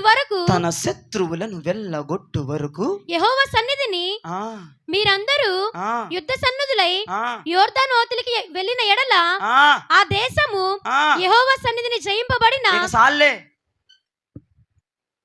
మీరు ఊరకనే యెహోవా సన్నిధిలో యుద్ధ సన్నిధిలో నిలబడండి అన్నాడు, అంతేనా? యెహోవా తన శత్రువులను నీ ఎదుట నిలబడకుండా ఆయనే చేస్తాడు. జస్ట్ నిలబడు. కానీ ఆయుధాలు ఉండాలా వద్దా? కత్తి ఉండాలా వద్దా? నేను యుద్ధం చేయను కదా, ఇవన్నీ నాకెందుకో ఉండాలి, ఫార్మాలిటీ కొరకు. ఊరికి ఉత్తినే వేసుకో, మురిసిపోతాడు. అట్టగా మైమరుపు ఇక్కడ పెట్టుకో, రక్షణ శిరసం ఇక్కడ పెట్టుకో, విశ్వాసమైన డాలు పట్టు, సమాధానం జోడులేసుకో, ఊరకనే చూడాలని దేవుడికి ఆశ, అంతే. అటు నిలబడు. ఎవడొస్తాడు ఇప్పుడు రమ్మను, మొత్తం నువ్వేమి ఇట్ట పట్టుకుంటావంతే అక్కడ చచ్చిపోతారు వాళ్ళు. ఏంది విదూరం అంటే ఆయన మన పక్షమున చేస్తున్నాడు అక్కడ యుద్ధం. అదే చెప్తున్నాడు మోషే, మీరు యెహోవా సన్నిధిలో నిలబడండి, ఆయనే యుద్ధం చేస్తాడు. హల్లెలూయా. నువ్వు ఊరకే నిలబడు చాలు, దేవుడు అద్భుతమైన కార్యములు చేయటానికి ఆయన సర్వ సమృద్ధుడై ఉన్నాడు. వినండి వినండి వినండి. వాళ్ళు ఎక్కడి నుంచి యుద్ధ సన్నిధులై ఉన్నారంట? చెప్పాలి గట్టిగా. మేము ఎక్కడి నుంచి ఇప్పుడు యుద్ధ సన్నిధులు అవ్వాలా? ఖచ్చితంగా అవ్వాలి. మీరు బాప్తిజం తీసుకున్న రోజే యుద్ధ సన్నిధులు అయిపోవాలి కదా. బాప్తిజం తీసుకున్న రోజే ఆయుధాలు పట్టుకోవాలి. ఎందుకంటే బాప్తిజం తీసుకొని బయటకు వచ్చిన తర్వాత నువ్వు వదిలేసావు పాపం, నువ్వు వదిలేసావు లోకం, కానీ అది నిన్ను వదిలిందా? మరి ఇప్పుడు మన యుద్ధ సన్నిధులుగా ఉండాలా వద్దా? నువ్వు వదిలేసావు, బాగానే ఉంది, తిండి వదిలేసావు, లోకం వదిలేసావు, ఫ్రెండ్స్ వదిలేసావు, బంధువులను వదిలేసావు, అనవసరమైన వారిని, దిక్కుమాలిన వారిని అందరిని వదిలేసావు. మరి వాళ్ళు నిన్ను వదలాలిగా, వాళ్ళు నిన్ను వదలరుగా, నీ వెంట పడతారుగా, నీ వెనకొస్తారుగా. మరి వాళ్ళు నీ వెనకొస్తారని నేను ఇప్పుడు చెప్తున్నానుగా. వాళ్ళని వెనకొచ్చే మాట నిజం, నువ్వు యుద్ధ సన్నిధులు అయ్యి ఉండవలసిన మాట కూడా నిజమే. మన యుద్ధ సన్నిధులు అవ్వలేదనుకో, వచ్చినవన్నీ మనలోకి దూరిపోతాయి. వచ్చినోడంతా మనం వదిలేసి వచ్చినోడు మన వెనకాల వస్తాడా రాడా? ఐగుప్తీయులు ఎవరు వెంట పడ్డారు? ఇజ్రాయేలీలు వెంట పడ్డారు. ఐగుప్తులు ఎవరిని వదిలేశారు? ఇజ్రాయేల్ ప్రజలు ఎవరిని వదిలేశారు? ఐగుప్తులను వదిలేరు. ఇజ్రాయేల్ ప్రజలు ఏ పద్ధతులు వదిలేశారు? ఐగుప్తు పద్ధతులు వదిలేశారు. ఇజ్రాయేల్ ప్రజలు ఏ పాపాన్ని వదిలేశారు? ఐగుప్తు పాపాన్ని వదిలేశారు. వినండి, వాళ్ళు వదిలేసిన వాళ్ళు వీళ్ళని వదిలేరా? అందుకే యేసుప్రభు అన్నాడు, మీరు ఎక్కడి నుంచి యుద్ధ సన్నిధులు అవ్వాలి. ఎందుకంటే వెనక థ్రెడ్ ఉంది మనకి, ఆ థ్రెడ్ మనం ఎదుర్కోవాలి. మనల్ని చంపేయడానికి వాళ్ళు వస్తారు. నువ్వు వదిలేసిన పాపము, జూదము, ఎగస్టాలు, షోయింగులు ఇవన్నీ నిన్ను పట్టుకుంటాయి. నువ్వు ఎలా ఉండాలంటే యుద్ధ సన్నద్ధులై ఉండాలి, ఆయుధాలు కలిగి ఉండాలి. సరే, వెనక నుంచి వాళ్ళు వస్తారు. ఎర్ర సముద్రం దాటి వెళ్ళిన కొంతకాలానికి ఎవరు అడ్డుపడ్డారు? అమాలేకులు అడ్డుపడ్డారు. వీళ్ళు ఏమంటున్నారు ఇజ్రాయేల్ ప్రజలు? మీకు వాక్యం తెలుసు కాబట్టి నేను రెఫరెన్స్లు చూపించట్లా, ఇవన్నీ మీకు తెలుసు కాబట్టి. తెలుసా తెలియదా? అమాలేకులు అడ్డుపడ్డారు. వినండి చాలా జాగ్రత్త. ఐగుప్తులేమో వెనకపడ్డారు, అమాలేకులేమో అడ్డుపడ్డారు. చాలా జాగ్రత్త. ఐగుప్తులేమో వెనకపడ్డారు, అమాలేకులేమో. ఇజ్రాయేల్ ప్రజలు బాబు అని గడ్డం పట్టుకుని బతివిలాడుతున్నారు. అయ్యా మేము మీ పంట పొలాలు ఏమీ చెయ్యం, మీ ఆస్తులు మేమేం కబ్జా చెయ్యం, ఏం చేస్తామంటే ఒక్కరోజు షెల్టర్ వేసుకుంటాం, మేము ఏమి కదిలించాం, మీ ప్రాపర్టీకి ఏమి డ్యామేజ్ జరగదు, మేము ఒక్క నైట్ ఇక్కడ ఉంటాం, రేపు పొద్దున వెళ్ళిపోతామంటే ఏయ్ కుదరదు అనేమో అడ్డొచ్చేసారు. అడ్డొచ్చేసారు కదా, వాళ్ళు బతుకుతారా సత్తారా? మనం ఎలా ఉండాలి అప్పుడు? యుద్ధ సన్నద్ధులమై ఉండాలి, ఆయుధదారులమై ఉండాలి, ఖడ్గధారులమై ఉండాలి. ఈ అమాలేకులు చచ్చారనుకుంటే వాళ్ళు కనాను కొండ మీదకి ఎక్కారు, ఇక శిఖరాగ్ని మీదకి ఎక్కారు. ఇక కొన్ని రోజులు, 2 రోజులు 3 రోజులు ఇక కనాను దేశం అడుగు పెట్టేస్తారు. ఒక కొండ మీదకి ఎక్కారు, కనాను కొండ మీదకి ఎక్కారు. అక్కడ ఎవరు బయలుదేరారు? కనానీయులు వీరికి వ్యతిరేకంగా బయలుదేరారు. నేను విజయంలోకి వచ్చేసాను, ఒక దశలోకి వచ్చేసాను, సూపర్ గీపర్ అని ఉర్రెత్తులు మాకు అక్కడ కూడా ఉన్నాడు శత్రువు. అందుకే స్టార్టింగ్ నుండి ఎండింగ్ వరకు ఎప్పుడు దాకా డ్రెస్ వేసుకోవాలయ్యా, ఎప్పుడు దాకా ఆయుధాలు పట్టుకోవాలయ్యా, ఎప్పుడు దాకా ఆహా ఓహో అనాలయ్యా అంటే ఆరంభము నుంచి అంతము వరకు మనం అలా ఉండిపోవాలి. హల్లెలూయా. ఈ డ్రెస్ విప్పకూడదు, ఈ ఆయుధాలు పక్కన పెట్టకూడదు. ఏ ఆయుధాలు చెప్పాను నేను? గాడిద పచ్చి దవడెముకుడు ఒకటి, దూపార్తో ఒకటి, మోషే చేతులున్న కర్ర ఒకటి, యెహోషువ చేతులున్న ఈట ఒకటి, దావీదు చేతులున్న రాయి ఒకటి. ఇంకా మీరు ఎన్ని వెపన్స్ అయినా ఎవరి చేతిలో ఉన్నా మీరు జ్ఞాపకం చేసుకోండి, ఇవన్నీ మన చేతిలో ఉండాల్సిందే. ఎప్పుడు దాకా? అంతం వరకు అనండి, అంతం వరకు అనండి. ఈ ఆర్మీ డ్రెస్ ఎప్పుడు దాకా ఉండాలి నీకు? యుద్ధం చేసే డ్రెస్ ఎప్పుడు దాకా ఉండాలి. ఎందుకంటే ఐగుప్తులు సమస్య పోయింది కదా, ఇక అయిపోయింది, డ్రెస్ ఇప్పేద్దాము. ఐగుప్తులు ఆ సముద్రంలో మునిగిపోయారు, ఇక అన్నాడు ఐగుప్తులు చూడండి అన్నాడు, ఇక అయిపోయింది సీను. శత్రువు ఉన్నాడు అనుకునే అమాయకత్వం. డ్రెస్ ఇప్పేసి పక్కన పెట్టిన వారులారా, ఆయుధాలన్నీ ఎక్కడెక్కడో దాచేసి దుమ్ము పట్టిన స్థలాల్లో పెట్టేసిన వాళ్ళారా, ఏంటమ్మా నేలను తవ్వి భూమిని తవ్వి దాంట్లో కప్పెట్టిన వాళ్ళారా, చివరి వరకు ఆయుధాలు అవసరం అండి, చివరి వరకు డ్రెస్ అవసరం అండి. అమాయకులు ఉంటారని విషయం తెలియదా? అక్కడ విజయం సాధించినా కూడా, విజయ పతాకం ఎగరేసినా కూడా శత్రువులు ఉంటారా ఉండరా? అందుకే నేను నువ్వు చనిపోయిన దాకా, ప్రభు వచ్చిన దాకా ఈ ఆర్మీ డ్రెస్ వేసుకునే ఉండాలి. బిల్డప్పుల మీద బిల్డప్పులు ఆపకూడదు. మనం చచ్చిందాకా ఆయుధాలు పట్టుకునే కనపడాలి. ఓ సమస్య తీరిపోయిందని చెప్పి ఆయుధాలు ఎక్కడ పడితే అక్కడ వదిలేసి ప్రార్థన చేయకుండా మానేసి మళ్ళీ వచ్చేస్తున్నాడు. అప్పుడు ఆయుధాలు ఎత్తుక్కోవాలి, అప్పుడు మళ్ళీ అభిషేకం పొందాలి, అప్పుడు నూతనంగా దిగిపోవాలి. అయ్యగారు మళ్ళీ 25 రోజులు పెట్టాలి, 12 రోజులు పెట్టాలి, వారం రోజులు పెట్టాలి. మళ్ళీ ఈ సమకూర్చుకొని ఎన్న అవసరమా? చివరి దాకా ఉంచుకోరాదా? చనిపోయిందా ఉంచుకోరాదా? యేసయ్య వచ్చిందా ఉంచుకోరాదా? ఎప్పుడు వచ్చినా ఆహా అనాలా వద్దా? మనం గుర్రం అంటే ఆయుధాలు ధరించుకొని ఉంటుందంట, ఆయుధదారులు ఉంటుందంట. అది గుర్రం ఎవరిదండి? అశ్వం ఎవరిదండి? యెహోవా రథాన్ని లాగేది. అది 300 కేజీలు ఉంటుంది, 6-7 అడుగులు ఎత్తుంటది, భయపడదు. ఆయుధదారులు చూసి ఎక్కిరిస్తుందంట. ఎక్కిరిచ్చిద్దా? నువ్వేంటి మూల సస్తున్నావు కొంగేసుకొని. రాగం వచ్చినప్పుడు, శ్రమ వచ్చినప్పుడు ఎక్కిరిస్తుందంట. ఉందా లేదా? నేను చెప్తున్నాను సొంత మాట. ఉందని చెప్ప మెప్సి వాళ్ళందరూ చూస్తున్నారట. ఎక్కిరించేస్తుందంట ఆయుధారుల్ని. గొలియతు గాడిని ఏమని ఎక్కిరించాడు? దావీదే సన్నత లేనాడా ఏమన్నాడు? అరే నేను కుక్కలా కనపడుతున్నా నీకు? అవును కుక్కవేరా. ఎదిరించాలి, చేసేవాడు ఉన్నాడు మన పక్షిన. మనకెందుకులే రావే, మనకెందుకులే రా కాదో. నువ్వు బిల్డప్లు షోయింగ్లు ఇచ్చేసి ఆయన దిగొస్తాడా? రాడా? దిగిరాడా ఆయన? అయ్యా నేనైతే బిల్డప్ ఇస్తున్నా, నిన్ను బట్టి బిల్డప్ ఇస్తున్నా, నిన్ను బట్టి. మా తండ్రి కోట్లాస్తికి అధిపతి కదా, నువ్వు వారసుడు కదా, దానికి ధవలవర్ణ సింహాసనాన్ని గెలిచినాడు కదా. నా దగ్గర డబ్బు లేదయ్యో, కానీ ఉన్నట్టు బిల్డప్ ఇస్తున్నానయ్యో. నీ దగ్గర ఉంది కదా అందుకే బిల్డప్ ఇస్తున్నా. మా నాన్న కోట్ల అధిపతి అండి, మా డాడీ కోట్లాస్తికి అధిపతి అండి, మరి ఉన్నోళ్ళలాగే ఉండాలి. రూపాయి లేదక్క ఉంచుకోలేదంటారు ఈ దౌర్భాగ్య సైతాన్ని. వీరువా ఓపెన్ చేస్తే 1,00,000 రూపాయలు కట్ట కింద పడకుండా ఉండదు. రూపాయి లేదా? పోతుంది దయ్యం. సైతాన్ దయ్యాలని మనకే పడతాయి వచ్చి. ఉండి లేవనకూడదు, లేకపోయినా ఉన్నాయని మాట్లాడాలి. ఉన్నట్లుగానే చలామణి అయిపోవాలి. మన తండ్రి ఎవడు? ఐశ్వర్యవంతుడైన. అర్థమైందా?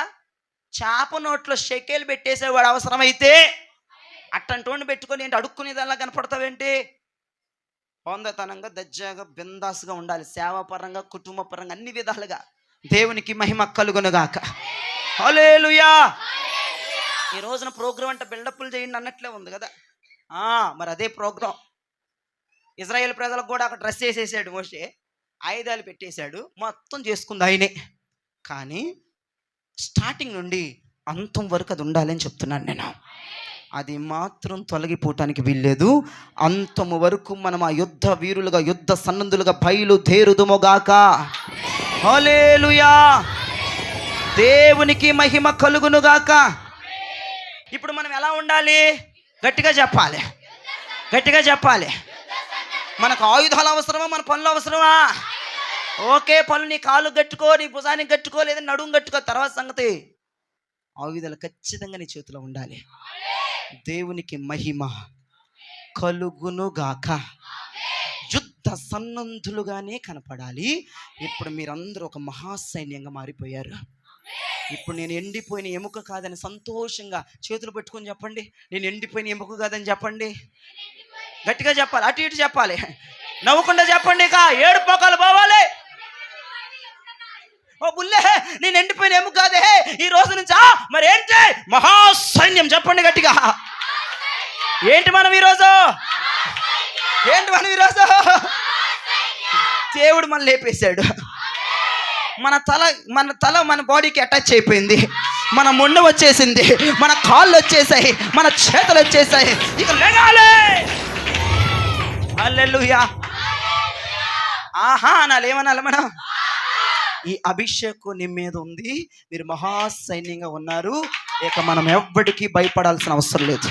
ఈ వాక్యము దేవుడు మీ వినికిడిలో దీవించి ఆశీర్వదించును గాక.